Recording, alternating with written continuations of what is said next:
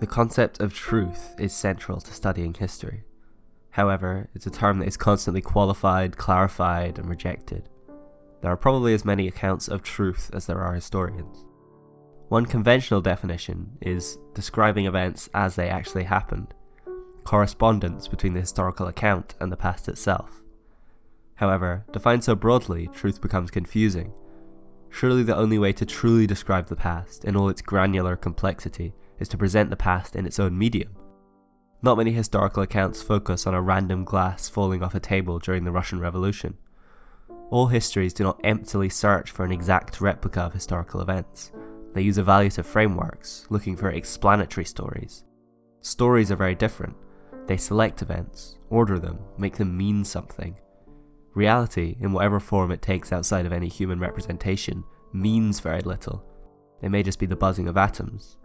By combining events into narratives, we can find explanations that move us, make us act politically, allow us to understand ourselves and others.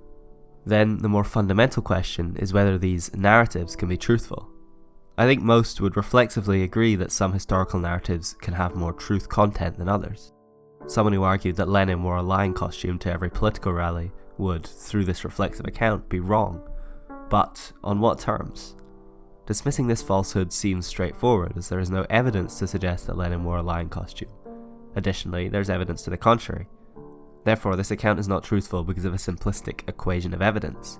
We construct historical truth according to what left the most traces, how events were described by contemporaries. There's a lot of value to this account. The interpretation of evidence is central to the study of history, and it constantly limits the claims we can make. However, we have again fallen into mere reconstructionism. Historians do not try and visually recreate Lenin's outfits during his speeches. They assess the value of these speeches, connect them to other events, establish their relevance in relation to other wider narratives. Not only this, they judge narratives as a whole. They textualize the revolution, making it tragic, victorious, or comic. This process is described by Hayden White in Metahistory as he traces the various forms of connecting historical events. Straightforwardly then, historians construct narratives.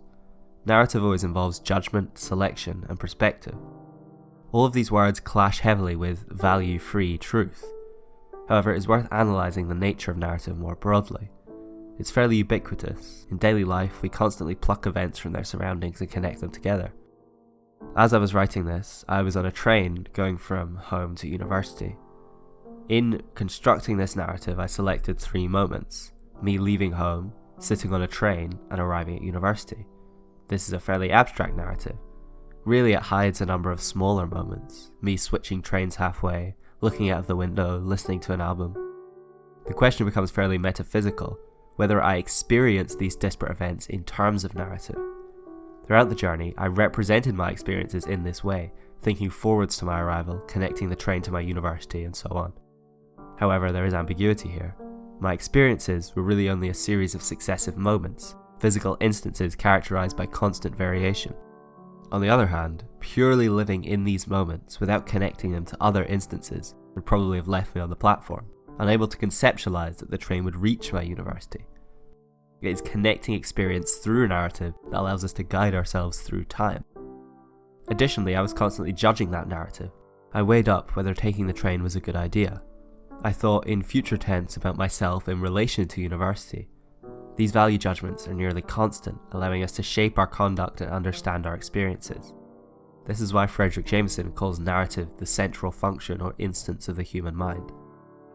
The negotiation of narrative, then, has daily importance. Historical study involves the projection of these processes into the past.